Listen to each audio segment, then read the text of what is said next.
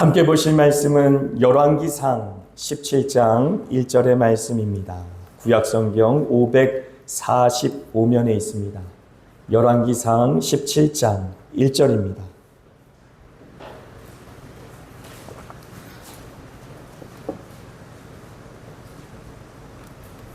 한 절의 말씀 같이 읽겠습니다. 길르앗에 우거하는 자 중에 디셉 사람 엘리야가 아합에게 말하되 내가 섬기는 이스라엘의 하나님 여호와께서 살아계심을 두고 맹세하노니 내 말이 없으면 수년 동안 비도 이슬도 있지 아니하리라 하니라. 아멘. 우리 앞뒤 좌우분들에게 이렇게 인사하겠습니다. 한 주 동안 수고 많으셨습니다. 수고 많으셨습니다. 한 주 동안 승리하셨습니다.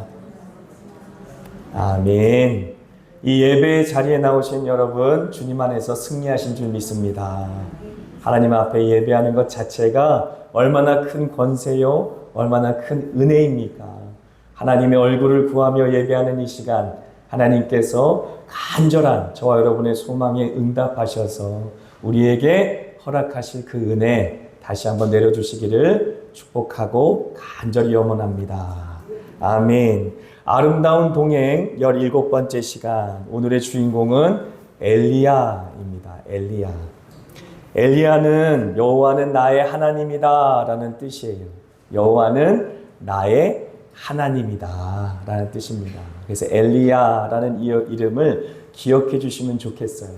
왜냐하면 여러 가지 의미에서 엘리야는 굉장히 성경 속에 중요한 인물이기 때문에 그렇습니다. 이 땅에 주님께서 그리스도로, 메시아로 보내실 예수 그리스도의 예표가 되기도 하고요. 그 인생을 통하여서 예수님께서 이 땅 가운데 어떠한 권능으로 임하실지에 대한 모범이 되기도 합니다. 메시아라는 의미에 대해서 다시 한번 설명을 드린다면 기름 부음을 받은 자다라는 의미를 갖고 있어요. 기름 부음을 받았다라는 의미로 우리가 메시아를 바라볼 때에 메시아, 기름 부음을 받는 세 가지의 구약 시대의 직분이 있습니다. 혹시 기억하십니까? 왕, 제사장, 선지자. 그래서 하나님께서 특별히 그 세 가지의 직분에 기름을 부으셔서 하나님의 백성이 다스려질 수 있도록, 또 하나님의 백성이 예배할 수 있도록, 또 하나님의 백성이 하나님의 말씀을 받을 수 있도록 그렇게 기름 부음을 받게 하셔서 그 세 가지의 직분을 통해 오실 메시아를 보여주셨다라고 하는 것이죠. 그렇다면 엘리야만큼 오실 예수님에 대해서 확실하게 보여준 사람도 없다라는 사실을 우리는 기억해야 한다라고 하는 것이죠. 또한 그의 인생의 마지막만 봐도 오실 예수님에 대한 굉장히 중요한 예표였다라는 사실을 우리는 알 수 있습니다. 엘리야가 혹시 어떻게 죽었는지 아세요? 엘리야는 사실 죽지 않았어요. 그죠? 굉장히 놀라운 사실입니다. 성경에 특별히 구약 시대인데도 불구하고 죽음을 겪지 않고 하나님께로 간 두 명의 인물이 있습니다. 첫 번째는 에녹이라는 인물이고 두 번째는 엘리야예요. 근데 엘리야는 그냥 이제 죽지 않고 하늘로 올라간 것도 아니고 불병거를 타고 하나님께 아주 멋지게 올라갔어요. 우리도 그렇게 올라갔으면 싶죠? 원하십니까? 그렇게 될 줄 믿습니다. 하나님께서 구름 타고 오시면서 그 천사의 나팔 소리를 부르실 때 우리도 이 엘리야처럼 불병거 타고 하늘로 올라갈 수 있을 줄 믿습니다. 그 모습을 보여줌으로 말미암아 그래서 예수님께서 이 땅 가운데 십자가에 돌아가시고 또 부활하시고 부활된 몸으로 승천하신 그러한 모습에 대한 예표, 하나님께서는 모든 생사화복을 주관하시는 하나님이다라는 사실을 우리에게 보여준 굉장히 중요한 그러한 선지자가 될 수 있겠습니다. 그래서 그 이름의 뜻이 여호와는 나의 하나님이라고 했는데 사실 그 이름을 다시 반복해서 지금 어떻게 보면 우리가 읽은 본문의 말씀을 통해 선언하고 있어요. 선포하고 있어요. 어떻게 보면 마치 침례 요한처럼 광야에 외치는 자의 소리가 되어서 굉장히 외로운 가운데 있지만 그가 홀로 하나님을 전하고 있는 것이죠. 많은 사람들은 우상을 섬기고 있던 그 때에 엘리야만큼은 이렇게 외치고 있습니다. 뭐라고 외치고 있느냐? 열왕기상 17장 1절의 말씀 우리가 읽었는데요. 같이 한번 크게 읽어봅니다. 내가 섬기는 이스라엘의 하나님 여호와. 다시 한번 읽어볼까요? 내가 섬기는 이스라엘의 하나님 여호와.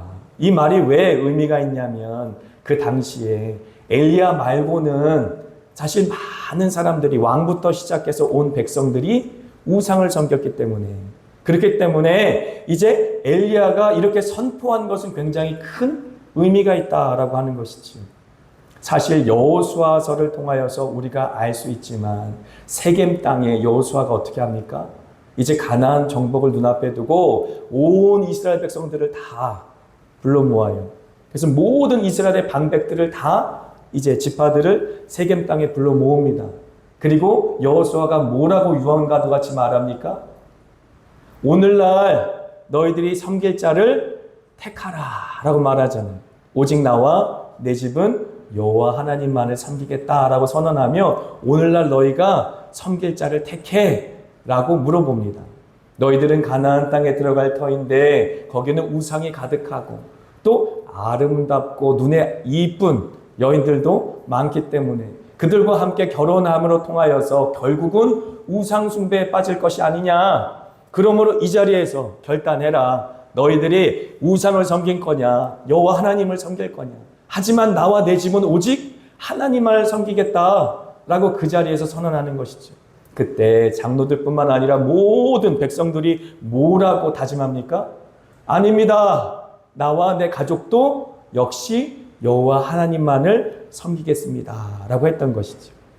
세겜 땅은 굉장히 의미가 있습니다. 창세기 12장에 보니까 아브라함이 하나님 앞에 약속을 받은 땅이에요. 그래서 상수리 나무 아래서 하나님께 약속을 받았던 그 언약의 땅입니다. 그렇기 때문에 여호수아마저도 이 세겜 땅에서 그들의 약속의 말씀을 온전히 다 지켜라 라고 하면서 기념비를 세웁니다. 상수리 나무 아래에 기념비를 세우고 거기에 기름을 붓고 하나님 앞에 언약을 다짐하는 것이지요. 그래서 나와 내 백성 모든 이스라엘 사람들은 여호와만을 섬기겠습니다 라고 언약했어요. 근데 그 언약이 지켜집니까? 지켜지지가 않지요. 이 세겜 땅이라는 곳에서부터 약속이 지켜지지 않습니다. 이 세겜 땅이라는 곳은 에브라임 지파의 근거지예요. 여호수아가 이제 거기서 활동하던 근거지고 이스라엘이 태동한 근거지예요. 근데 이스라엘이라고 하는 북왕국은 모든 대대의 왕들이 하나님을 섬기지 않았어요. 모든 왕들이 산당에다 우상을 섬기기 시작했고 하나님을 간음하듯이 그렇게 하나님을 우롱하듯이 하나님도 섬기고 우상도 섬기는 그런 만행을 인상하게 되었죠. 특별히 엘리야가 활동하던 시대에는 아합이라고 하는 가장 악한 왕이 등장해서 많은 백성들을 전부 다 그 마음을 하나님께로부터 우상으로 돌이키게 만드는 그런 악행을 일삼고 그리고 이세벨이라는 여인을 너무 잘 알지 않습니까? 극악무도한 이세벨을 통하여서 모든 이스라엘 백성들의 마음이 바알과 아세라로 돌아가 버린 상태였었어요. 그때 내가 섬기는 이스라엘의 하나님 여호와라고 선언한 것은 굉장히 큰 의미가 있다라고 하는 것이죠. 너희들은 지금 이스라엘 백성들은 하나님을 섬기지 않고 있지 않느냐? 하지만 나는 이스라엘의 하나님 여호와를 섬긴다라고 지금 선언하고 있는 것입니다. 굉장히 어떻게 보면 외로운 선언이 될 수 있겠지요. 온 백성들은 우상에 빠져버렸는데 홀로 외로이 마치 광야에 외치는 자의 소리가 되어서 쓸쓸하게 외친다 할지라도 그의 외침만이 참된 고백이었다라는 사실을 우리는 알 수 있는 것이지요. 그래서 사실 엘리야는요 굉장히 중요한 선지자적인 모델이 되어집니다. 그래서 구약 성경에만 엘리야의 활동이 기록된 것이 아니라 신약에도 27번이나 엘리야의 이름이 등장해요. 그래서 예수님께서 어떻게 이 땅 가운데 오실지 또 침례 요한이 이 땅 가운데 어떻게 선지자적인 외침으로 주의 오실 길을 예비하는지 그 모든 것을 이해하기 위해서는 엘리야를 이해하지 않고는 안 된다. 뿐만 아니라 이 땅 가운데 살아가면서 제 스스로 제가 이제 목회자 아닙니까? 목회자라고 하는 것은 설교를 감당해야 되는데 설교 사역을 감당하는 제 자신의 사명을 이해하는 것에도 엘리야는 굉장히 중요한 위치를 차지한다라고 하는 것이지.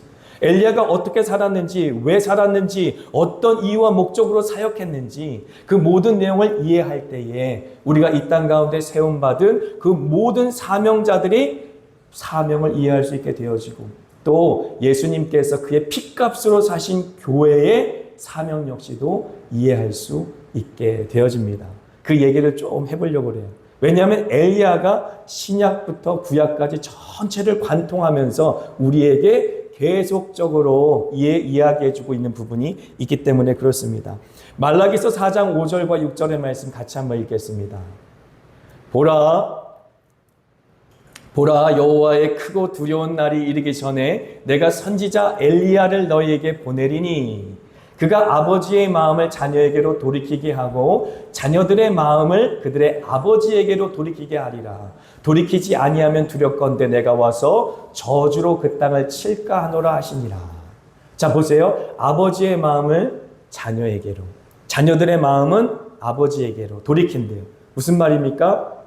하나님의 마음을 다시 저주 가운데 빠져버린 이스라엘 백성들에게로, 하나님의 백성에게로, 또 우상에 빠져버린 이스라엘 백성들의 마음은 다시 오직 하나님께로 그들의 마음을 돌이키는 역할을 하는 것이 바로 선지자다라고 하는 것이죠. 사람들의 마음을 돌이켜 다시 하나님께로 이끌어가는 자들이 선지자적인 사명을 감당하는 사람이다. 그래서 마치 침례 요한도 이 땅 가운데 왔을 때 나는 광야에 외치는 자의 소리다라고 말하며 모든 사람들에게 회개하라. 천국이 가까이 왔느니라. The kingdom of heaven is near.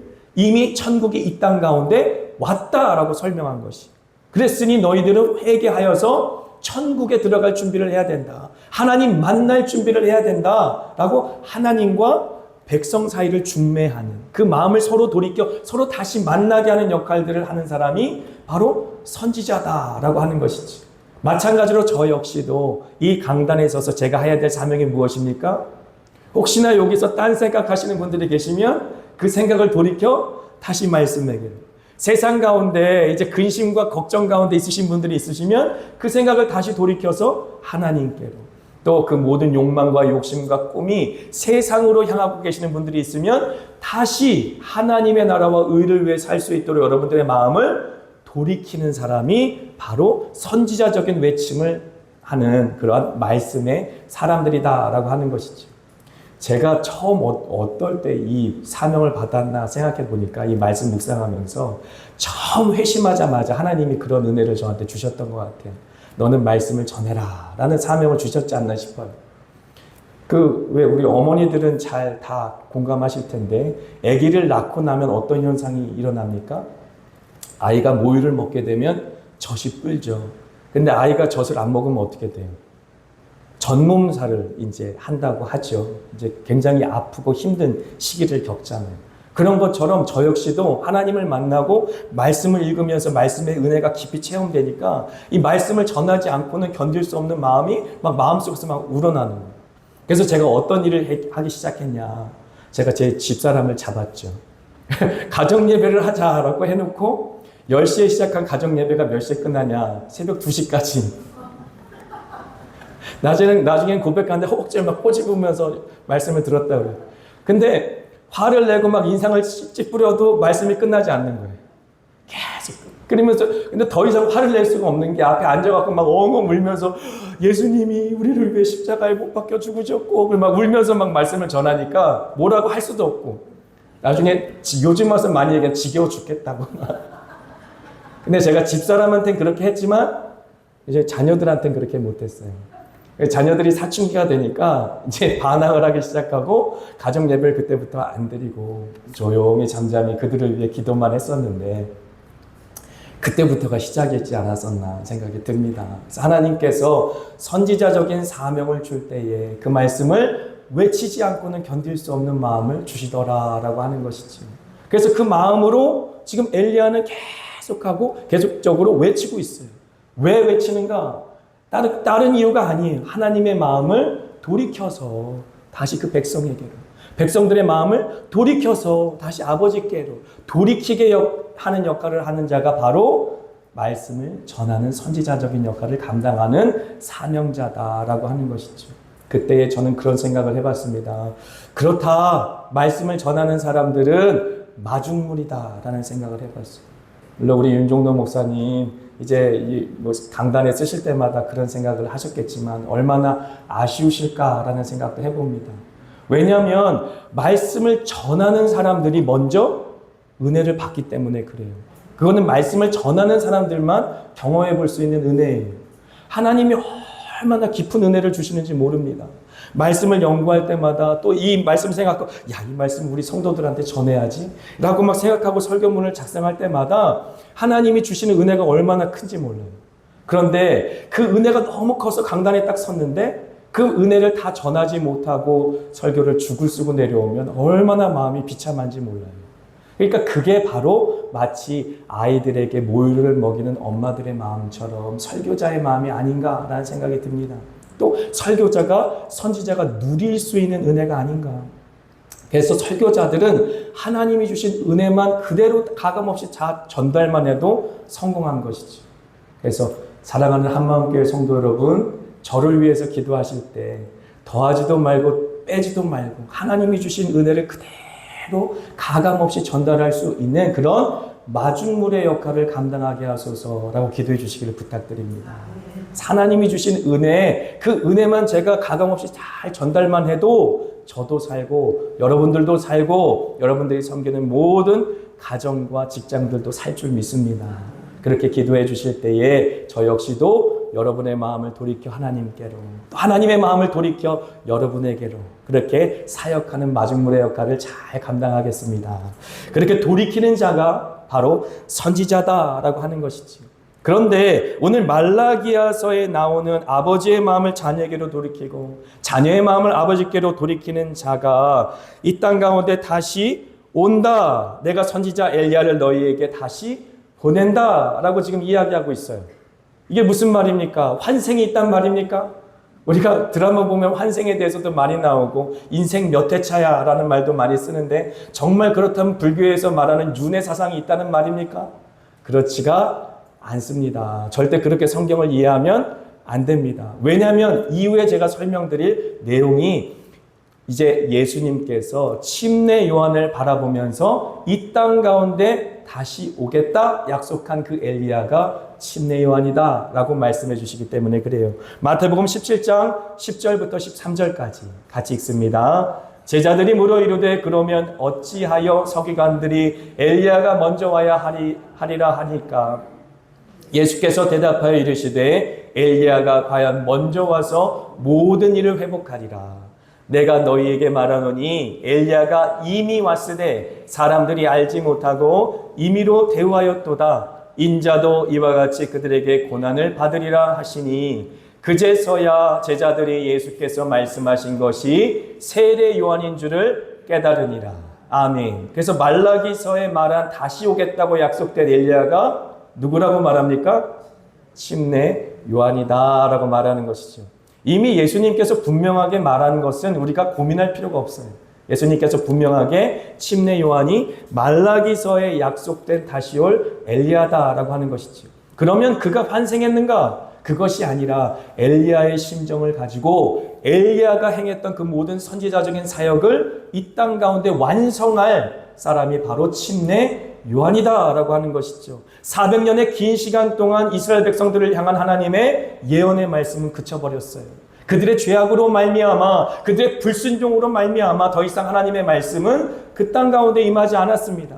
그러므로 그들은 고대했을 거예요. 하나님 언제 하나님의 선지자인 엘리야를 보내주시겠습니까?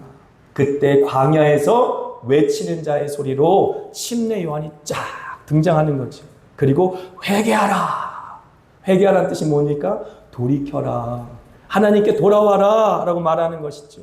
죄악의 길에서 우상 숭배의 길에서 돌아와라 라고 다시 외치는 소리가 그 땅 가운데서 울려 퍼지기 시작한 것입니다. 그쳐버린 400년 동안 그쳐버린 그 선지자의 외침이 침례 요한을 통해서 이루어졌다라고 하는 것이죠. 그런데 여기서 끝나지 않습니다. 엘리야의 예언 사역, 그 모델된 모습은 여기에서 끝나는 것이 아니라 마태복음 17장 1절부터 3절의 말씀 같이 읽습니다. 엿새 후에 예수께서 베드로와 야고보와 그 형제 요한을 데리시고 따로 높은 산에 올라가셨더니 그들 앞에서 변형되사 그 얼굴이 해같이 빛나며 옷이 빛과 같이 희어졌더라. 그때 모세와 엘리야가 예수와 더불어 말하는 것이 그들에게 보이거늘 이라고 말하는 것이죠. 오겠다 약속한 엘리야는 침례 요한을 통해서 이 땅 가운데 그의 선지자적인 사명이 완성되었다고 했는데, 그렇다면 뭐죠? 왜 예수님께서 변형되어서 올라갔을 때 그 변화산에서 모세와 엘리야를 만났다고 하는 것이지요? 제가 말씀하신 대로 이해해야 그림이 딱 맞아 떨어지는 것이죠. 이제 이 땅 가운데 와서 순교당한 침례 요한이 환생한 엘리야가 아니라 그 엘리야의 사명을 감당할 하나님의 선지자로 이 땅 가운데 오셔서 하나님께서 주신 말씀 전파의 사명을 감당하였고, 이제 변화선상에서 만난 모세와 엘리야는 하나님께서 이 땅 가운데 율법과 또 선지자적인 사명을 감당하기 위해서 이 땅 가운데 보냄받은 기름 부은 받은 자들의 사명, 이 땅 가운데 특별히 교회라고 하는 진리를 온전히 받았고 진리로 구원받아서 그 진리를 보호하고 그 진리로 많은 사람들에게 복음을 전하여 구원하게 할 천국의 열쇠를 받은 자들, 그래서 선지자적인 사명을 감당해서 많은 사람들에게 주 예수 그리스도의 복음을 전파하여 활짝 열려진 천국문으로 이제 마지막 때에 주님이 오시기 그 전까지 광야에 외치는 자의 소리가 되어서 이 악하고 음란한 세대 가운데서도 끊임없이 신실한 파수꾼의 나팔수가 되어서 많은 사람들에게 하나님의 복음을 전파하고 수다한 백성들이 어린 양 앞에 나와서 구원하심이 보좌에 앉으신 어린 양과 우리 하나님께 있도다 라고 열방이 찬양하는 그러한 모습을 바라보며 우리가 주님 앞에 그렇게 헌신할 것을 우리에게 보여주고 있다라고 하는 것이죠. 여기에서 끝나는 것이 아닙니다. 요한계시록 11장 3절의 말씀 같이 읽습니다. 내가 나의 두 증인에게 권세를 주리니 그들이 굵은 베옷을 입고 1260일을 예언하리라 라고 말하는 거죠. 1260일은 3년 반이 다니엘서에 의하면 한 때와 두 때와 반 때가 될 수 있겠죠. 3년 반. 이것은 바로 이 땅 가운데 믿음의 사람들이 만날 환란의 때예요.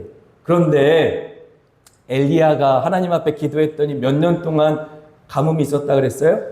3년 반 동안. 왜 이렇게 하나님께서는 3년 반, 한 때, 두 때, 반 때, 1260일이라고 계속 얘기하셨을까요? 그것은 이 땅 가운데 남겨진 렘넌트, 믿음의 사람들이 믿음을 지키며 환난을 때에 지나갈 그 기간을 이야기하는 것이죠. 그때에 하나님께서는 두 증인의 권세를 주시겠다라고 하는 것이죠. 그래서 마치 하나님께서 이 땅 가운데 천국의 문을 활짝 열어주심처럼 하늘의 문을, 구원의 문을 열 수 있는 권세가 이 땅 가운데 주님의 보혈의 공로로 말미암아 세워진 교회를 통해서 온전히 이루어질 거다라고 말하는 것입니다. 그래서 요한계시록 11장 6절의 말씀 같이 읽습니다. 그들이 권능을 가지고 하늘을 닫아 그 예언을 하는 날 동안 비가 오지 못하게 하고 또 권능을 가지고 물을 피로 변하게 하고 아무 때든지 원하는 대로 여러 가지 재앙으로 땅을 치리로다 라고 말하죠. 잘 보세요. 이 두 증인이 누군지에 대한 힌트가 6절에 나와 있죠. 자, 구약시대에 이 땅 가운데 와서 기도해서 비가 오지 않도록 한 선지자가 누구입니까? 엘리야죠. 그리고 물을 피로 변하게 만드는 그런 이 인물은 누구예요? 모세가 될 수 있겠죠. 그래서 변화선상에서 만난 모세와 엘리야, 예수님께서 얘기한 그런 율법을 받은 자와 이 땅 가운데 주님의 말씀을 온전히 선포했던 선지자 역할의 그 모든 대표성이 되긴 엘리야, 그 모든 권능을, 그 권세를, 능력을, 그 특권을 하나님께서는 누구에게 주셨다? 교회에게 주셨다라고 하는 것이지요. 그래서 이 두 증인을 실제적으로 말세 이 땅 가운데 두 증인이라는 어떤 인물로 등장할 것이다 라고 해석하기보다는 하나님께서 이 땅 가운데 마치 모세를 통해 율법을 주시고 또 엘리야를 통해 이 땅 가운데 선지자적인 외침을 감당하게 하신 것처럼 교회를 통해 하나님의 말씀을, 구약과 신약의 모든 말씀을 다 증거하게 하심으로 말미암아 죽어 마땅한 죄인들에게 천국의 문이 활짝 열렸다. 하지만 그때는 고난의 때일 것이다. 박해의 때일 것이다. 우리가 복음을 전하는 것이 결코 호락호락하지 않을 것이다. 죽음을 각오해야 우리의 신앙을 지킬 수 있을 것이고, 죽음을 각오해야 땅끝까지 나아가서 복음을 증거할 수 있을 것이다 라고 하는 것이지. 이렇게 해석하는 것에 대해서 의문을 가질 수 있으실 것입니다.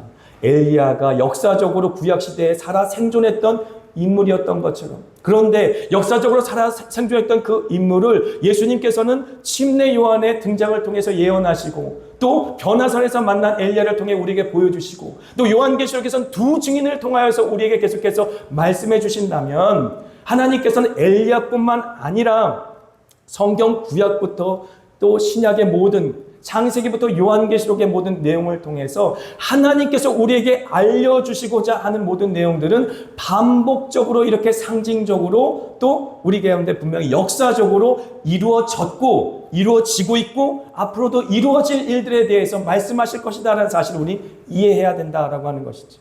생각해 보세요. 예루살렘 성이 멸망했습니다. 언제 제일 처음에 예루살렘 성이 멸망하였죠?